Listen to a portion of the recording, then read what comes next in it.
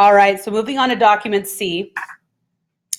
Again, we have James Madison, and he is writing the Federalist Paper number 51, which is the same as document A, I believe, unless I'm losing my mind. Let me just double check my stuff, if I can find it.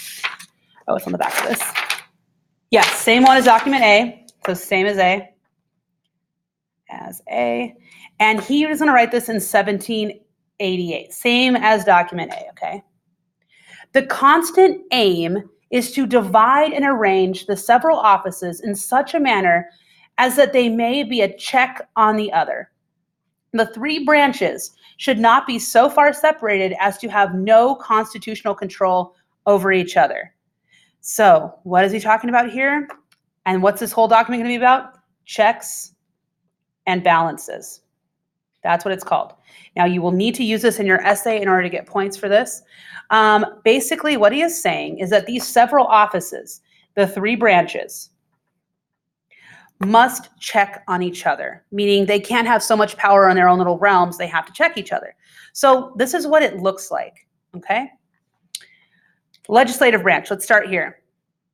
We have Congress, House of Representatives, and the Senate. Here's what they can do. They can approve, so the arrow is what they can do. They can approve presidential nominations, and they can override a president's veto. They can impeach the president and remove him or her from office. Okay? Next, what they can do to the judicial branch, the Senate confirms the president's nominations. Congress can impeach judges and remove them from office. Okay? That's what they can do with the other two branches. Now, how does the executive branch check the legislative? The president can veto congressional legislation, so congressional laws. Now, I will explain this in layman's terms in a second. The executive branch nominates the judges. So the president nominates who can be judge, and the legislative branch can approve that or not. Now, the judicial branch, this is how they intersect with their other two branches. They can declare presidential acts unconstitutional. So if you might remember, there was a travel ban a few years ago where Donald Trump had issued a restriction on which countries could send immigrants to the United States. And they said that some of them could not send anybody. So literally people could not travel to the United States from that country. He did it. It went all the way up to the Supreme Court, and the Supreme Court said, no, no, no, you can't do that, okay? Now, the judicial branch can also declare laws unconstitutional. So a long time ago, the legislative branch created a law that said it was illegal to marry outside of your race. Eventually, in the 60s, in a case called Loving v. Virginia, they went all the way up to the Supreme Court. The Supreme Court found that it violated our freedom, it violated our rights, and they determined the law to be unconstitutional. Okay, so this gets confusing, and I'm going to give you guys some ridiculous example, and it will help you remember this, okay? Now, I said it was ridiculous, so stick with me, okay?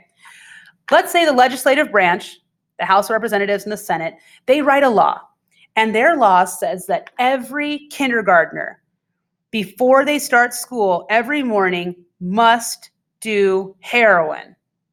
I told you it's going to be ridiculous, okay? So they all agree. They're a bunch of kooky lawmakers, and they say, yes, every 5-year-old needs to take heroin. That's crazy, okay? So once the law gets created, they all vote. Let's say they like it. They send it to the president. The president has the chance to veto and say, no, what the heck? No, you can't make a crazy law like that. Or he can approve the bill, the law, okay? Now let's say that we have a crazy president that's like, yeah, I think that this is a good idea. So the legislative branch creates a law saying all 5-year-olds had to do heroin. Now we have a crazy president that thinks it's a good idea, so he says it's okay, and it goes into action. And then somebody's parent sues. They don't want their kid to do heroin. That's wild.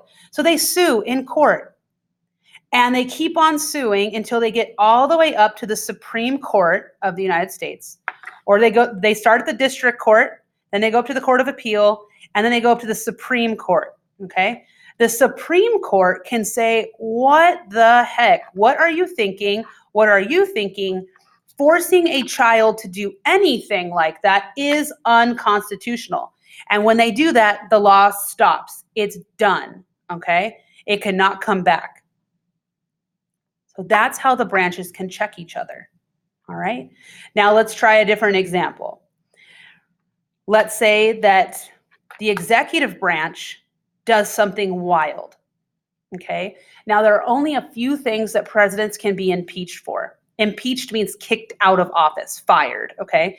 Now, we don't allow them to be impeached for little things because we understand that presidents sometimes have to do some kind of shady stuff in order to get the job done. Now, if they break laws such as treason, which is like betraying your own country, the legislative branch can decide to start impeachment proceedings, which means that they're going to start an investigation into whether or not the president can be fired. Okay? That is how the legislative branch can control the president. So he knows if he acts completely out of line, the legislative branch can vote to remove him from office, and it's called impeachment. Now, currently, in the legislative branch, there is an impeachment proceeding, meaning they are investigating Donald Trump for some of his actions with regard to treason with Ukraine. Okay? Now, once they have decided, so they can decide to kick him out.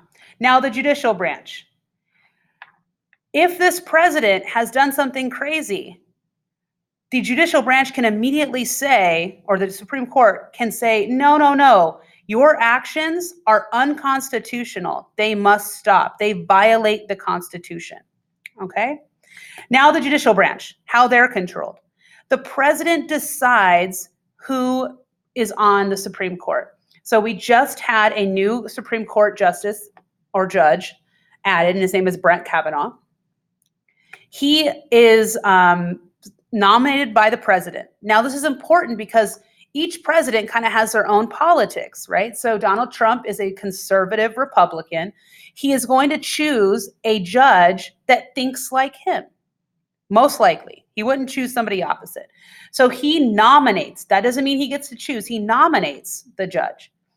And then the legislative branch interviews that judge and decides whether they want to approve that nomination or they want to not approve that nomination.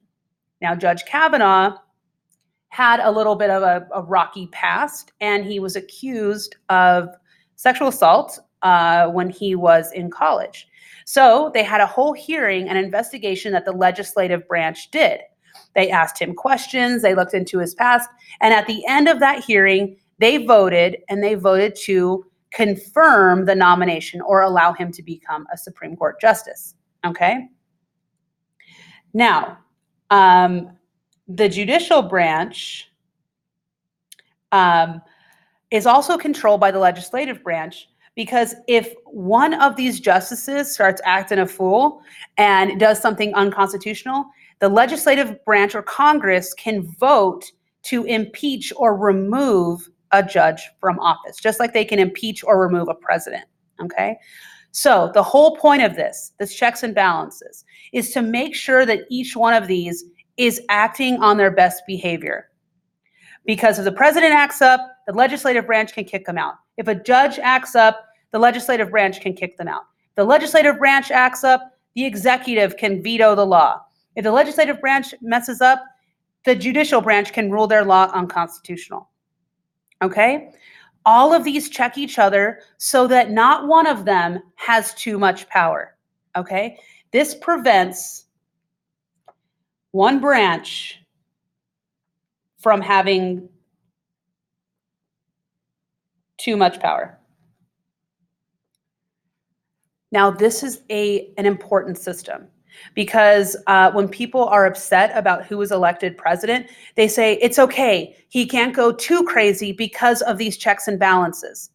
He can't just go, hey, I'm going to outlaw school No, because one of these two branches is going to check his power.